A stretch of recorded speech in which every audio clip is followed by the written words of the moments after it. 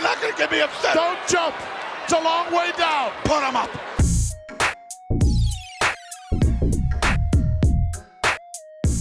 When I revisited the first WrestleMania a couple of weeks ago on this channel, I had a lot of fun looking back at the WWF as it was just starting to morph and take off into this massive success that it would become. But a short 7 years later, and the big popularity the WWF was experiencing was beginning to dwindle. We could consider this to be the end of the 80s boom as we know it, and the start of what's going to be a massive upheaval for the WWF for years to come. Let us now take a look at my final unreviewed Hulkamania era WrestleMania with WrestleMania 8 from April 5th, 1992 at the Hoosier Dome in Indianapolis, Indiana. This show was nominated by Craig Vanderburg and OG Steven 2001 over at patreon.com/wrestlingwithregret. Last year's WrestleMania in Los Angeles was arguably bogged down by the controversial storyline involving Sergeant Slaughter as the Iraqi sympathizer. Well, 1 year later, the WWF continues to go on a downward trend, and they don't even have to rip from the headlines in order to do it. They just have to make their own. Because at around this time, the steroid scandal was first hitting in 1991 with George Zahorian's conviction. The Ring Boy scandal would soon break earlier in 92 as well. Hulk Hogan's looking for a way out through Hollywood. He's been on camera lying through his teeth about steroid use, and it turns out he's not drawn like he used to. Business is so bad, in fact, that NBC has dropped Saturday night's main event from their programming, and so now the WWF's found a new home for the show on Fox. But even that doesn't last very long. They only do 2 shows in 92, and then not again for another 14 years. Needless to say, it's a far cry from how things felt in the run-up to the first WrestleMania, where, going into that show, there were some real-life controversies kind of hitting WWF on their way to Madison Square Garden, and it was all just kind of being regarded as, oh, that's fine. Oh, those silly scamps. And now it just feels like they can't have that attitude anymore. And it feels like the WWF isn't quite as invulnerable and immune to controversy as it once was. And they are starting to feel it in this year. This show also suffers from a huge identity crisis in the 11th hour as the big planned main event is scrapped and broken into 2 main events. See, originally the plan was Hogan versus Flair is going to be for the WWF Championship. And on paper, that sounds amazing. I mean, hey, the biggest name of the WWF, the biggest name of the NWA, Jim Crockett Promotions, considered to be rival champions, now finally in the same ring at the same time. Heck yes, let's do it. Well, the WWF got cold feet because they actually did a trial run of Hogan and Flair in a series of house shows in California in the lead up to WrestleMania. And what they learned was, well, gosh, business was kind of bad. It didn't draw the way they had hoped it would. And so they said, well, we obviously can't have this be our WrestleMania main event. Never mind the fact they did these shows in California and not a traditional wrestling hotbed that Hogan or Flair would be better associated with. I don't know, New York, Georgia, Florida, the Carolinas, I would even say Texas or Minnesota would be a better place to, do a trial run of this matchup than fucking Oakland or LA or whatever. It's the West Coast is still kind of a relative dead zone for the WWF. They're still way really deep in the Midwest and the East Coast at this point. And so it seemed like a bad idea to do that, in my opinion. And also there's the news that, they knew that Hulk Hogan was going to be leaving after WrestleMania. They didn't want him to lose on his way out. Also, around the same time, when Sid Justice was signed to the WWF, he was allegedly promised a WrestleMania main event, and he came to collect on that. And so, now to make everyone happy, you now have a double main event. So, a few weeks before the show, they did a big press conference to announce who Ric Flair would defend the title against. They initially announced it was Hulk Hogan, but then a couple weeks later, they had at Saturday night's main event, Sid Justice turning on Hogan in a tag team match to force that match. They bring Randy Savage essentially out of retirement to wrestle Ric Flair. So that is the story of how we go from 1 main event at WrestleMania to 2, allegedly. But by doing that, they of course really make the WWF Championship match look lesser than by making it on an equal footing to this random grudge match with an on his way out, 1 foot out the door Hulk Hogan. It really makes the championship feel like kind of a joke. A little over 62,000 folks in the Hoosier Dome on this night, somewhat below the 72,000 they were advertising and promoting would be there. It is the sixth largest crowd for the Federation at the time, but it is important to remember that about 15,000 of those tickets were papered. So not the biggest paying crowd in the world, and boy, you can see here during the show, especially during the earlier daytime hours, look at all those empty seats in the upper levels. The show drew somewhere between 360 to 390,000 pay-per-view buys, another drop from the previous year. Gorilla Monsoon and Bobby Heenan on commentary, but the show begins with Tito Santana's sister, according to Heenan, Reba McEntire, singing the national anthem. And speaking of Santana, the man who is known for opening the first WrestleMania against Playboy Buddy Rose now opens the 8th WrestleMania against one of Rose's greatest rivals in the AWA, Shawn Michaels. Look at this. Tito is a Matador now, known as El Matador, and Shawn Michaels is a solo act at this point. He is in the early JC Jane post-Toxic Attraction split part of his career. Sensational Sherry has parted ways with Ted DiBiase, and she's hanging off of Shawn's arm. She even sings a song about him. I tell you what, as somebody who didn't get into wrestling until 1998 and didn't know who Shawn Michaels was until then, like going back in later years, watching early heel HBK and like knowing that Sherry Martel sang the original theme was kind of like a mind freak for me. Tito works the headlock for a long time early on. Matador outsmarts Shawn frequently. I do love hearing there's one woman in the crowd who, not so much for the rest of the show, but definitely this one, who is getting picked up all the time by the ringside cameras, and she has it out for Shawn here.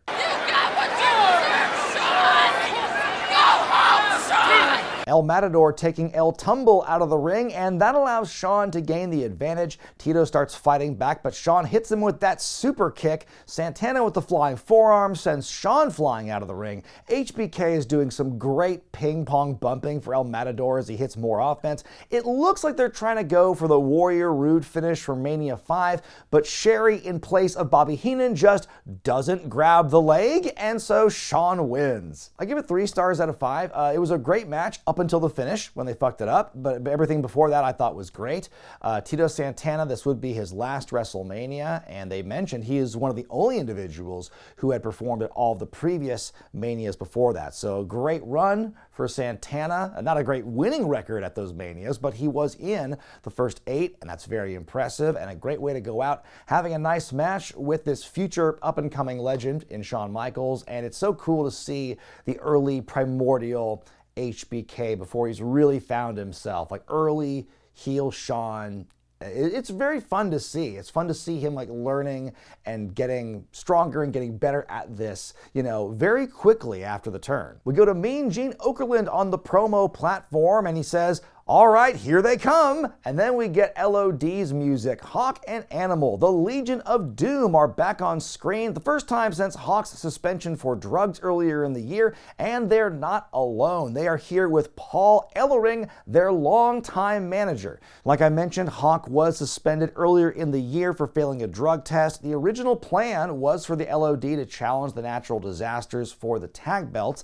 That does not happen. I'll explain what happens to the tag championship situation in a little bit. So yeah, they weren't there. They were suspended, so they couldn't be in the build for Mania, but they are here for a live promo. But Ellering says it was need that first brought the LOD together. It was ability that propelled the LOD to be the greatest team of all time. It was honor that formed the bond that forms the LOD, and it's revenge that unites us once again. And then Hawk and Animal do a lot of screaming, as they are wont to do. Hawk with a great line where he says, "You know what we've been? A runaway train. Nobody driving it. Scary, huh, Gene? Yeah, scarier now. Look who's driving the train." Then Ellering comes back in and says, "From the rocking of the cradle to the rolling of the grave, people always ask the same question. Is the coming up worth the going down?" And he says, "We've always been great because we've always earned our money the old-fashioned way, by beating people up," which is a great line, and Ellering is such a great orator here for the LOD. He calls himself the Proculator of Destruction, which is a new word I learned. And then they wrap it up by saying, whether it's the Natural Disasters or Money Inc. or the Beverly Brothers, LOD is going to beat them all.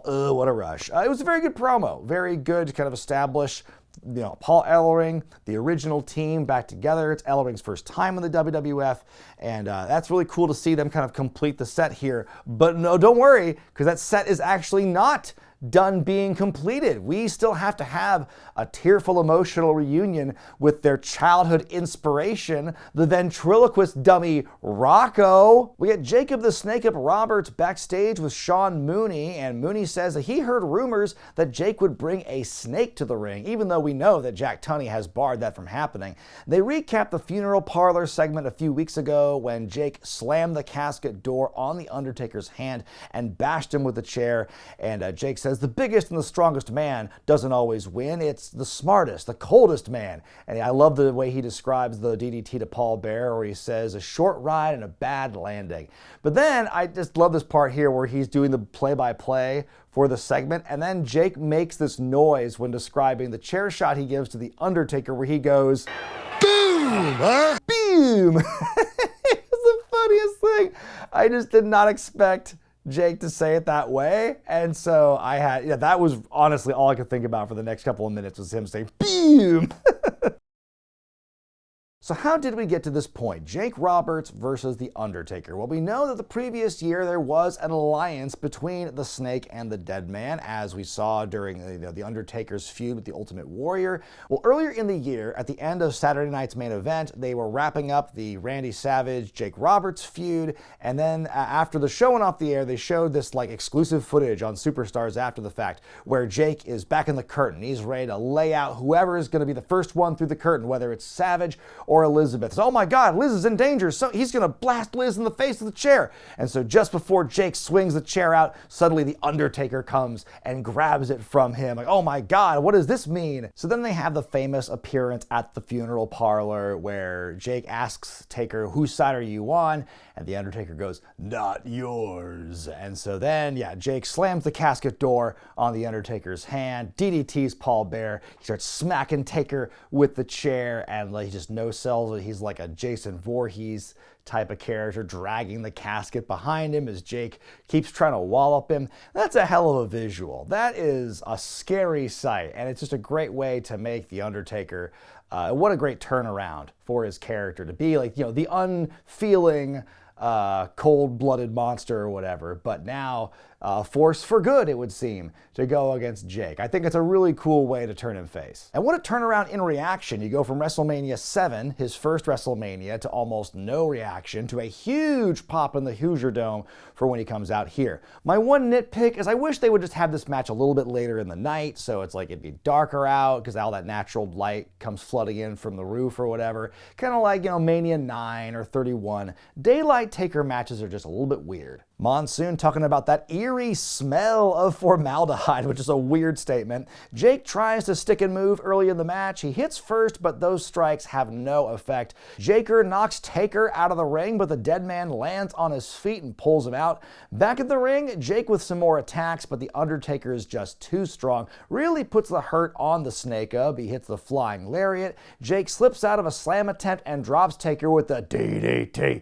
DDT, think about it. But Mean Mark sits right back up, which makes Bobby Heenan lose his mind on commentary. Oh my God!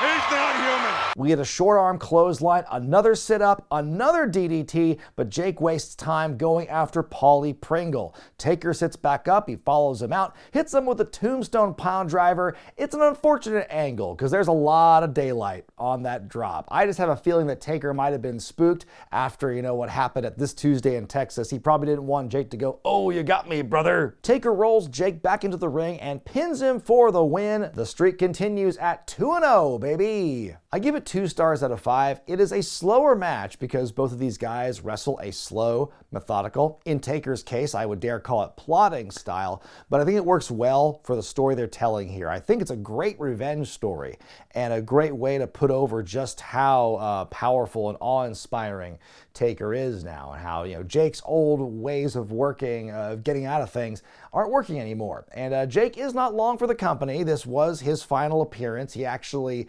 infamously held Vince up for a release, like the moment this match was about to start, where it's like, I'm not going to go out there and wrestle if you don't give me my release. He wanted out of the company at that point because Jake felt that he was disrespected. He said he was promised to have a spot in the creative team or to have that creative role after Pat Patterson was fired in the wake of the Ring Boy scandal. They decided not to give it to him, and so he was feeling pretty upset by this. So he got his release, and then it wouldn't be long until he goes to WCW to go get that sweet Kip Allen Fry money. Oh yeah, it's coming to you, man. Spin the wheel, make the deal. Spin the wheel, make the deal. We got a great bit coming up next. Mean Gene in the promo zone with the Intercontinental Champion Roddy Piper and Bret Hart. They're getting ready for their title match. I gotta tell you how much I loves your family. I loves your mama. I loves you. I've known you since you were a little knee-high grasshopper. I remember them changing your potty pads. You weren't potty trained till you were 7, but that's okay. Well, Bret's got no time for Piper's shenanigans and bullshit. Roddy tries to go pinch his cheeks, and Bret slaps it away, and then Piper's like, oh, you want to be the hero all of a sudden? You want your title back all of a sudden? Bret makes it clear he wants his belt back. They're about to scrap, and then Piper goes, why don't we do it in front of millions of people? And then Bret goes, I would have had you. No, you wouldn't have. Very fun promo, very good back and forth with these guys, and it really just paints the picture perfectly of both their characters. We then go to that match for the Intercontinental Championship. Roddy Piper defending against Bret the Hitman Hart. Earlier in the year, Bret lost the belt to the Mountie, and then 2 nights later at the Royal Rumble, Piper beat the Mountie in relatively short fashion. Bret's the #1 contender. He's a babyface. Roddy is the champion. He's also a babyface. And it turns out these two, I think, do have familial ties because they both have tombs in their family tree. So that would mean they're probably distant cousins, and I think that makes it such a more interesting matchup on its own. Let's hear them rewind the tape. This is going to be something. Will the Street Fighter be able to... The match begins and starts out with some lockups, some arm drags. We get a shove and a spit. Bret's got this death grip on Piper's arm. It's one of my favorite spots in this matchup because it's so simple. It's just like a standard wrist lock, and Piper spends like a minute trying to fight out of it. He's going for punches, he's running around, and there's this constant tug of war where Piper just does everything he can to get let go. He ends up taking a face full of canvas. Bret hits a drop kick, seems to have hurt his shoulder, but was just playing possum. Piper gives him a slap in the kisser as a result, and after a struggle, both men tumble over the top rope to the outside. Piper tries letting Bret in the ring, then pops him one, and now we see that Bret is bleeding, and the champ continues the assault. Bret with some great hope spots, but Piper keeps pounding away on the wound. Bret rebounds off the ropes, checking Piper out of the ring. Bret starts fighting back. He hits his moves of doom. He goes for a sharpshooter, but Piper's fighting it. Bret goes for the elbow, but Piper puts the boot up. We get a referee bump. Piper goes out and he grabs the ring bell. Is he going to do it? Is he going to revert back to his old heelish ways? He rears back, but after a bit of stalling, he can't bring himself to do it. The crowd approves as Piper removes the weapon. He slaps the sleeper on Bret, but Bret pushes off the corner to pin Piper while he's still in the hold. We get the 3 count and the win for Bret. Bret becomes a 2-time Intercontinental Champion, and we get sportsmanship. You'll love to see it. I give it 4.5 stars out of 5. This is brilliant. It is such a perfect balance of like give and take between both guys. There is so much drama and grit and emotion that comes from like the most basic of sequences and spots, and that's what I love so much about this matchup. And it's also historically significant because it's got to be one of the first times, if not the first time, that Piper takes a clean pinfall loss in the company. We talk about master backstage politicians. You'd be hard-pressed to find a smarter one than Roddy Piper, because you think of the amount of times he got out of straight pinfall losses in his career. It's pretty spectacular when you look at the grand scheme of things. But, and certainly he would take more pinfall losses. I remember him fighting Mr. America, on Judgment Day, or whatever year that was. So, he wasn't immune to it, but certainly in this era, he was very tricky to pin down for a clean pin. But yeah, great win, really helps. It's one of Piper's greatest matches. It's one of Bret's greatest matches in his whole collection of great matches. And also a funny story about that match where he is bleeding. The company had a strict no blood policy at the time. Fines would be levied if people were caught blading, but Bret and Piper did a great job convincing everyone that he actually bled hard way, that it was actually a real impact that caused the cut and not just a very clever blade job that they managed to hide really well. Then after that, we go to the booth where Bobby Heenan intros big as a house Lex Luger, the former WCW champion who recently left the company, losing the belt to Sting. He is now representing the World Bodybuilding Federation as one of their co-hosts. And holy hell, this man has clearly taken some of Bane's serum. We see Luger sitting in, quote, his very own home, not obviously a hotel room, and he says, not only is it your pleasure, but it's everyone's pleasure watching this show worldwide. And Luger says, what a standard of excellence you're bringing to the booth, Bobby. I can't say the same for the fat guy next to you. What? And he says the inaugural WBF event advertised the greatest bodies, but it was a closed party. Everyone knows the best body on planet Earth is the total package, so how could anyone else say they have the best body on the planet? You got your Gary Stridhams, your Mike Christians, your Eddie Robinsons and all, but comparing them to Lex Luger is like apples and oranges. And then Bobby Heenan, who's clearly channeling Vince McMahon here, is like, I want to see the body. Give me a taste, Lexi. And so Lex takes his WBF sweatshirt off to reveal the tank top. He drinks some milk. But that's it, and Luger is promoting his appearances in WBF on the Body Stars show, and the story was he was supposed to appear on their next pay-per-view and do kind of a guest pose, but he got injured in a motorcycle accident in the lead up to it, and by the time he came back to wrestle, WBF was no more. So Luger would come back later as the narcissist and eventually become the All-American hero. Very interesting career for Lex Luger in the WBF/WWF. Turns out, breaking his arm in the motorcycle accident would prove to, give benefits in terms of storylines and match finishes for sure. We go backstage to see the Mountie and the Nasty Boys hanging out. They start talking about their upcoming tag match. Then the Repo Man just sprints in and he's like, I want to make noises too! I don't even know what these guys are talking about because this scene is so nuts. Everyone just starts screaming. It's hilarious. Then we do a wipe to Team Babyface in the promo zone and Jim Duggan's strategy, attack, attack, attack. Ho! So then we go to the 8-man tag match as the Mountie, the Repo Man, and the Nasty Boys take on Jim Duggan, Sergeant Slaughter, Virgil, and the Big Boss Man. A couple of corrections I want to make right now. I did say in my Mania 7 review that Virgil's match with DiBiase was his one and only WrestleMania match. Obviously, this was his second. And also, I really want to apologize for not including Sergeant Slaughter in my biggest drop-offs from Mania to Mania countdown I did a while ago. In fact, this whole match is full of people who had huge drops from Mania to Mania, where you think about where almost all these people were last year compared to now. It's either a huge downgrade or some lateral move. Your guest ring announcer, one of the only celebrities on hand for this year's Mania, Family Feud host Ray Combs. Now, Combs was a huge wrestling fan. He actually did make a couple of appearances for the Federation at this time, and I guess he's just going to do some bits. He was a stand-up comic before he was a game show host, and he just does a whole bunch of roasting of the heels before we get into the matchup. He describes the Mountie as a man who doesn't know the meaning of the word fear. A lot of words he doesn't know the meaning of, as a matter of fact. And as a law enforcement officer, he does the work of 3 men, Larry, Curly, and Moe. The Repo Man, he says his parents were hoping for a boy. And for the Nasty Boys, he says, our survey said we have 2 men sharing 1 brain, which is a great insult. The heels chase Combs out of the ring. Hilarious escape by Combs here.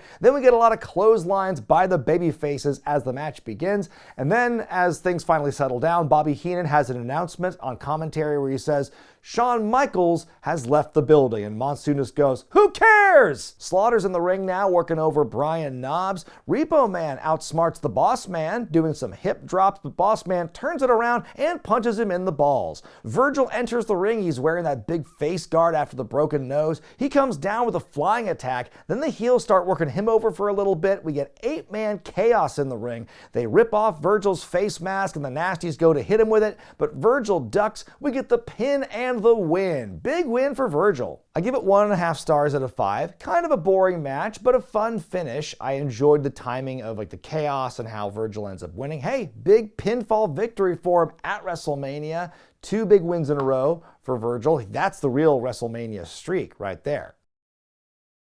Shawn Mooney backstage with the WWF champion Ric Flair and his personal advisor, Mr. Perfect, looking at a big poster, allegedly, of the centerfold of Miss Elizabeth.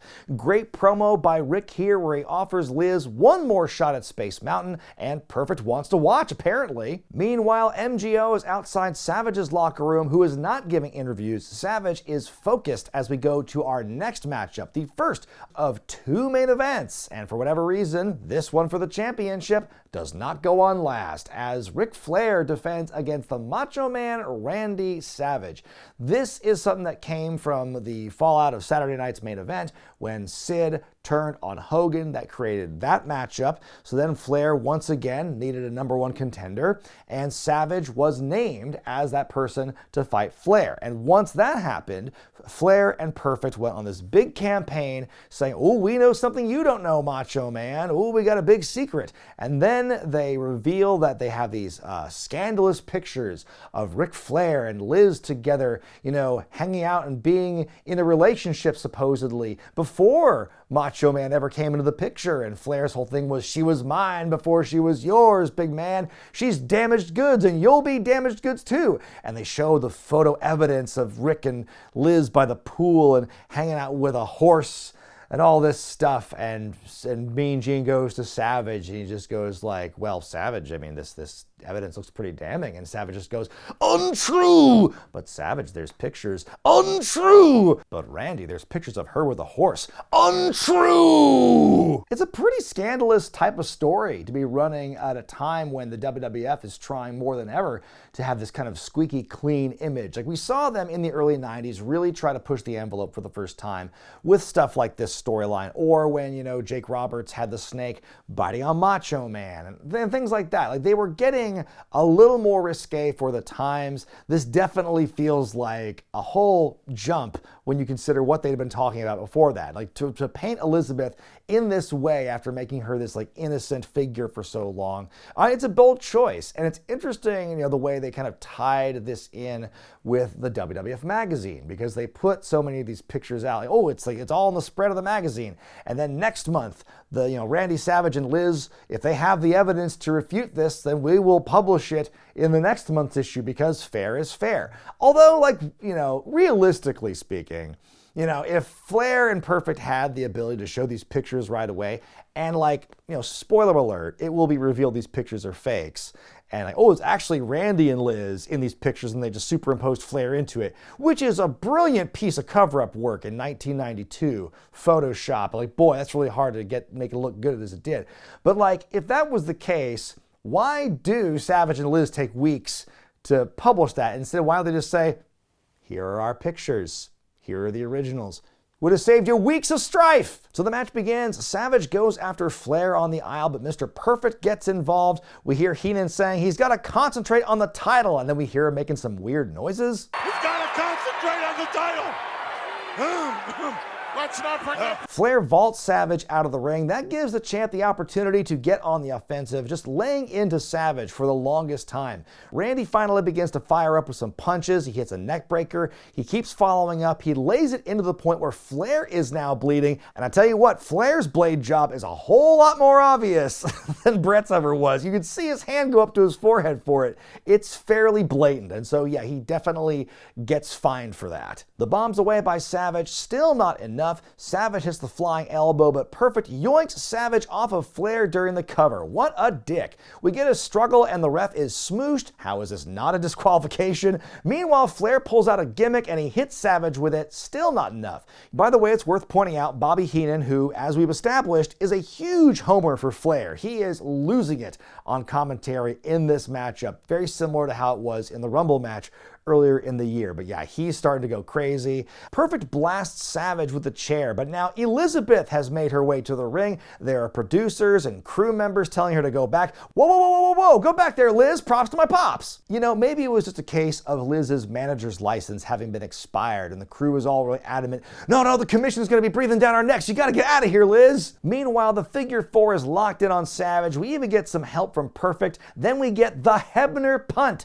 Small package by Savage. We get a kick out. Flair goes, "It's for you, baby." Woo! Woo! Flair pounds away at the leg. Savage fights back, and there's a full moon in Indy tonight as Randy gets the 3 count and the win. The Macho Man is the new WWF champion. Talk about a turnaround from last year when he lost his retirement match. Flair's incensed at the outcome, and he plants a gross smooch, a grooch, on Liz, but Liz fires back and smacks the now former champion. The fighting continues for a bit. We have a pull apart with a bunch of old guys in suits. Just think, folks, these guys you see here are the equivalent of folks like Jamie Noble and Shane Helms and Jason Jordan and Adam Pearce today. Things finally clear out and Savage and Liz get their moment in the spotlight. They get the pyro. This sure feels like the end of the show, don't it? I give it 4.5 stars out of 5. Another really spectacular match here and definitely helps elevate the overall show. A bit too much chaos, a little bit too much interference for my liking, but I think besides that, it's a bit of a nitpick. I think, again, the give and take,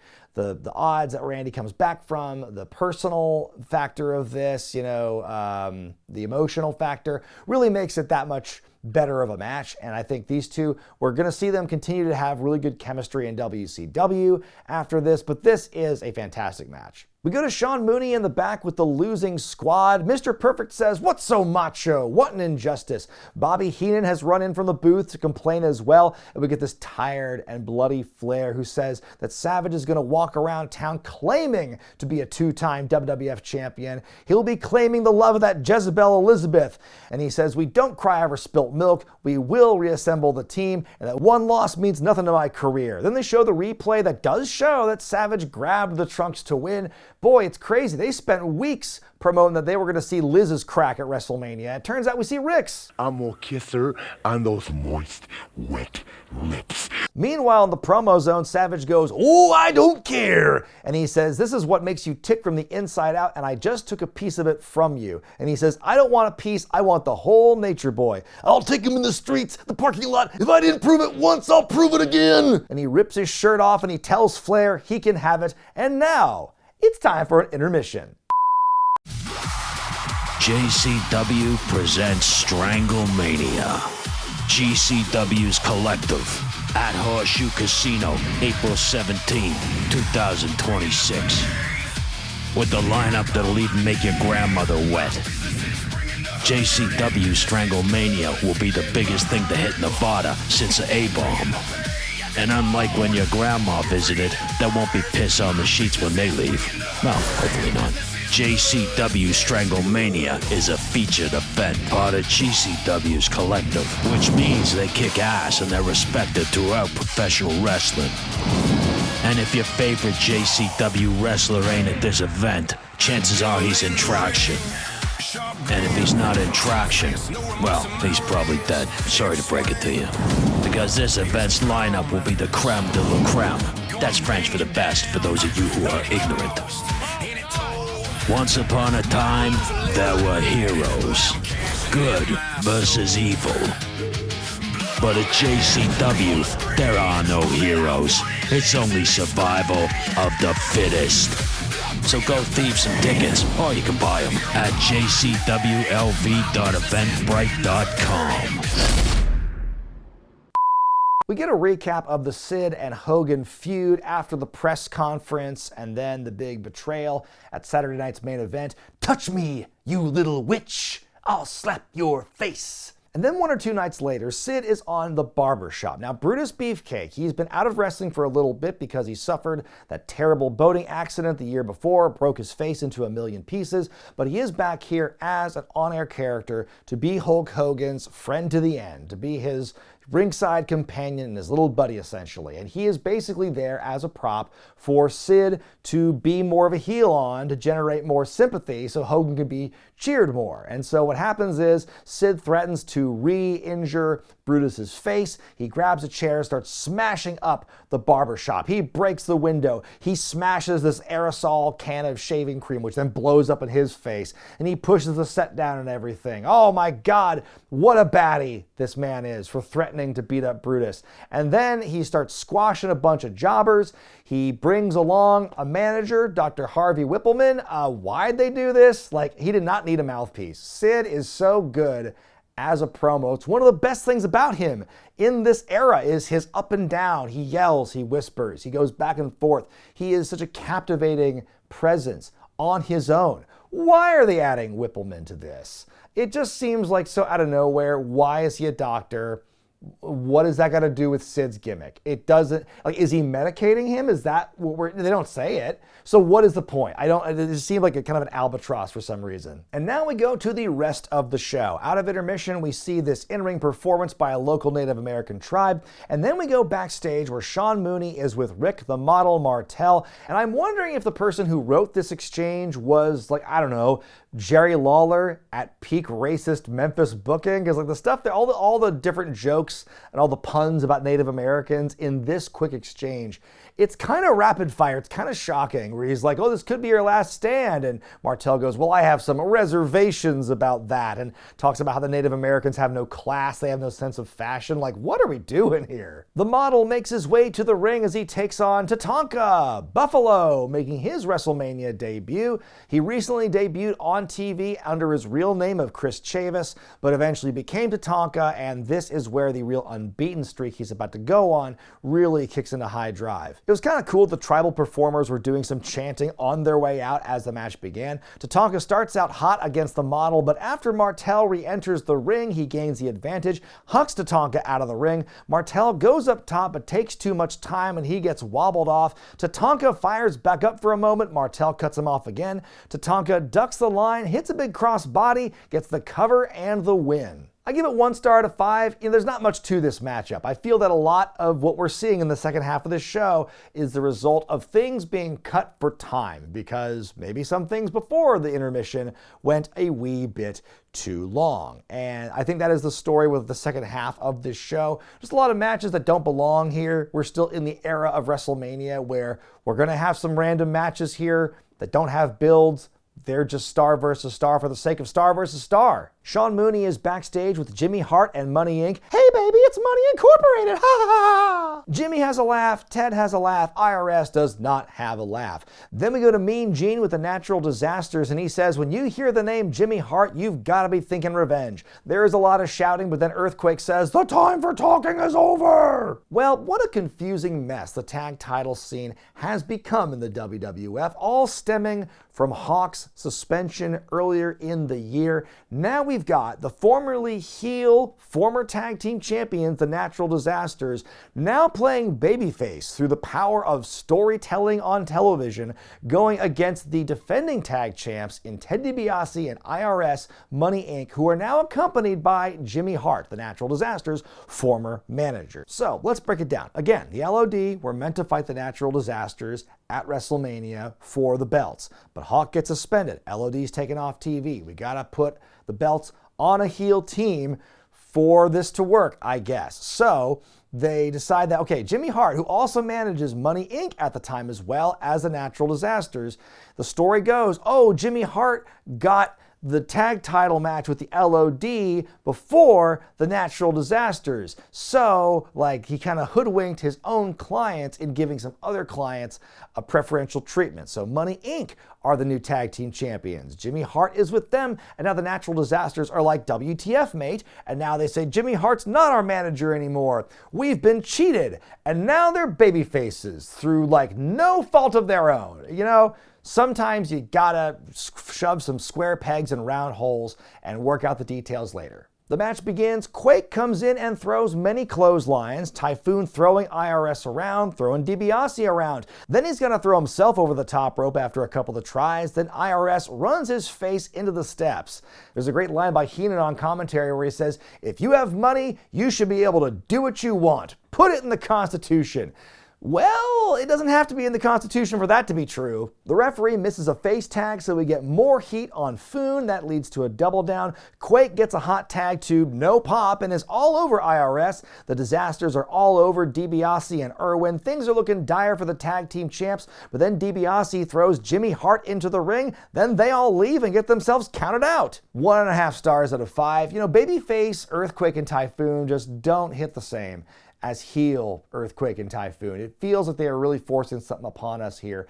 And the count-out finish is not good. It is disappointing. They will eventually get their comeuppance at SummerSlam, but as of right now, this matchup feels like they're just kind of getting through to get to the next thing. Mean Gene's in the promo zone with Brutus the Barber Beefcake. Now, this is a friend of the end in Hogan. He got Brutus a Mania gig, a Mania payday, and all he had to do was suit up and cut a promo. He says he's seen Hogan through the highs and the lows, but through it all, he's never held his head down. He's always held himself with dignity, and he says whether or not this is his last match, Brutus is here to just join to the voices of the thousands who are here to support him, and he says he is the #1 Hulkamaniac, as if that was ever in doubt. In our next installment of Why Is This a WrestleMania Match, Owen Hart goes one-on-one with Skinner, the Alligator Man. Owen backflips into the ring and walks right into a face full of tobacco spit. Ick. Skinner hits the reverse DDT, but does a lazy cover, does a lot of evil cackling, but then Owen rolls him up and he gets the win. Well,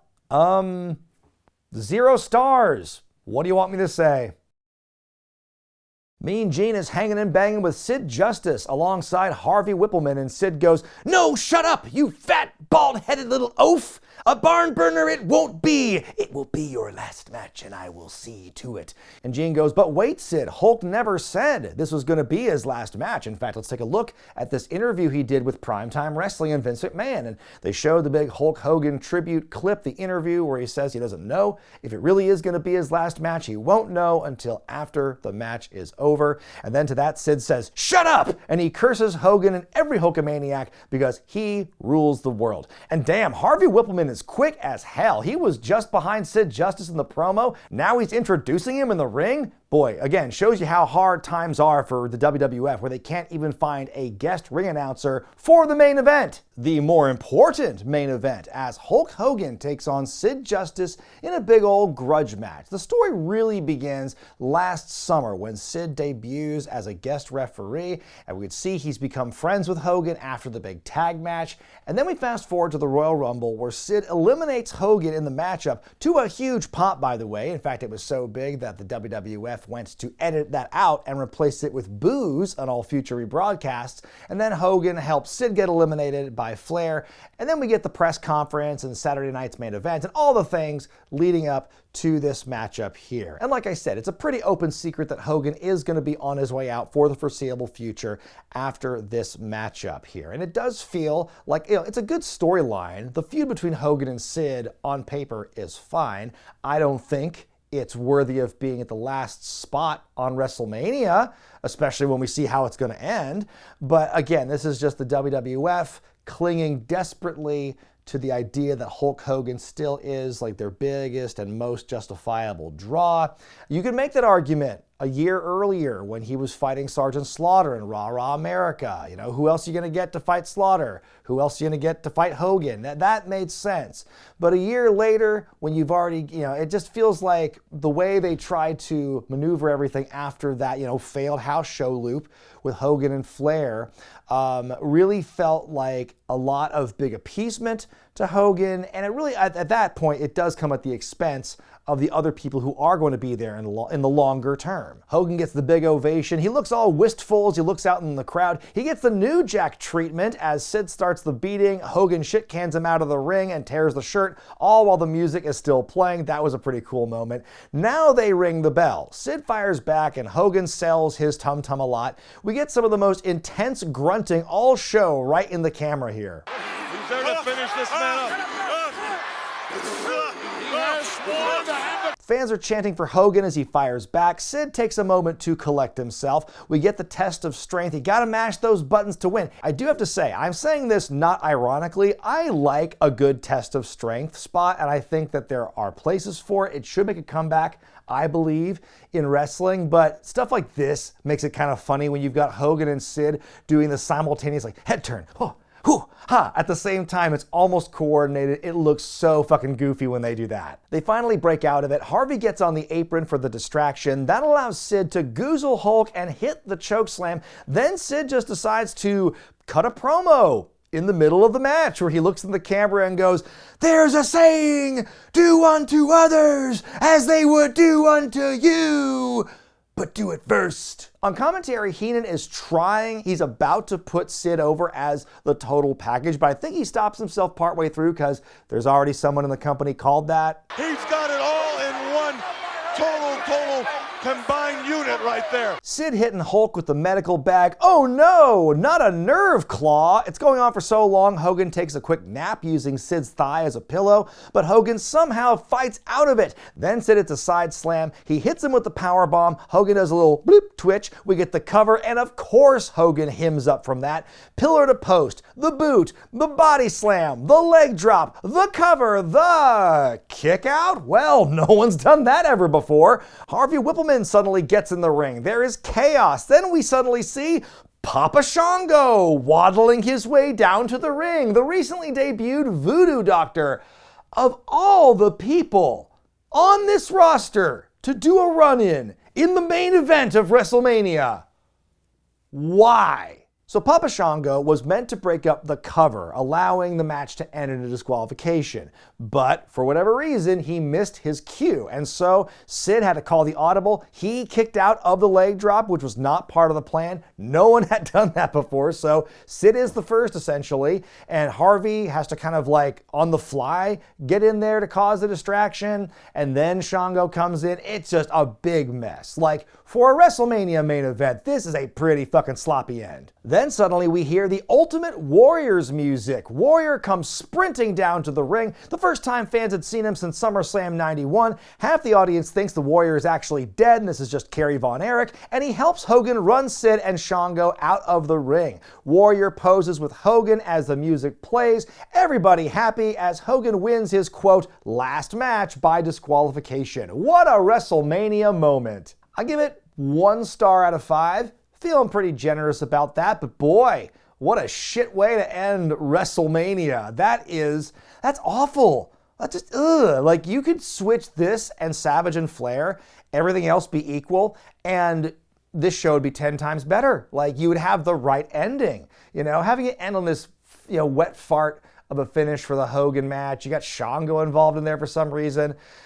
They never cross paths again. It's not like they're going to revisit that feud. It just doesn't happen. And so, yeah, that's the way to keep Hogan happy so he doesn't have to lose on his way out, and it's not for the belt. This is just a real shit compromise. And the way it all plays out is not only not good, but it also doesn't indicate anything for the future, because you look at this show and the main event picture and so many of these people are gone by the end of the year. Sid Justice is gone 3 weeks after this show and he wrestled in the main event. So Hogan is gone, you've got Warrior will be gone by the end of the year. Flair is going to be gone a year from now. Savage is not a long-term prospect as someone to carry the company. So it's what a weird way to end this show. And it's just kind of yeah, okay, Hogan poses at the end, ends on a somewhat happy note, but again, that's not a great way to end a WrestleMania, no. My grade for WrestleMania 8 is a B-. It is a tale of 2 shows. This is a situation where if it ended at Savage and Flair, and that would have been it. That would have been the perfect WrestleMania card. It would have been no notes. But then they had to have the other matches that they had advertised. Bulldog and the Berserker does not make it onto this show. It's advertised, but ultimately cut for time. They probably should have cut 1 or 2 more out of this. Owen Hart and Skinner didn't need to be there, certainly.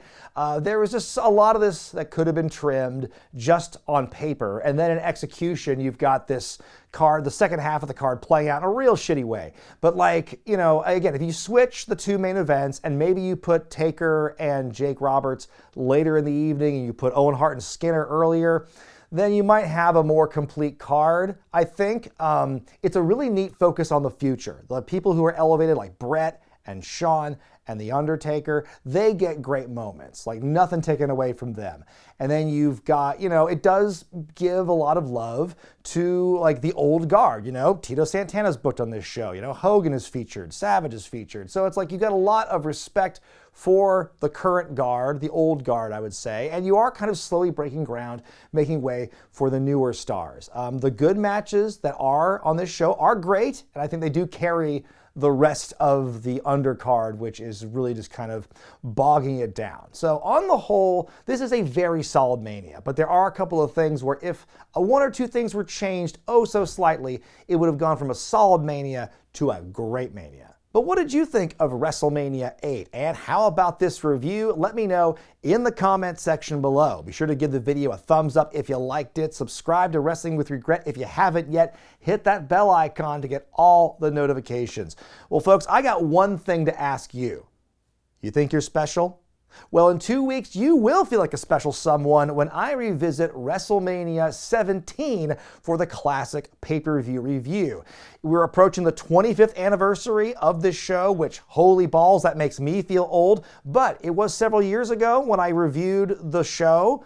It was about 3 or 4 years ago. It got blocked a lot all over the place. No point in trying to cut it in YouTube. I know fans have asked me, why haven't you reviewed Mania 17? Well, I have. You just have missed it. And I'm going to give you a new, fresh perspective on Mania 17 as we hit the 25th anniversary and as we go so many years past my original review. New star rating system. How will my thoughts change on this show? Does it still hold up as one of the greatest, if not the greatest Mania of all time? We're going to find out, and we're going to find out my way in a couple weeks when I revisit WrestleMania 17. But until then, folks, I'm Brian Zane, and I'll see you next time.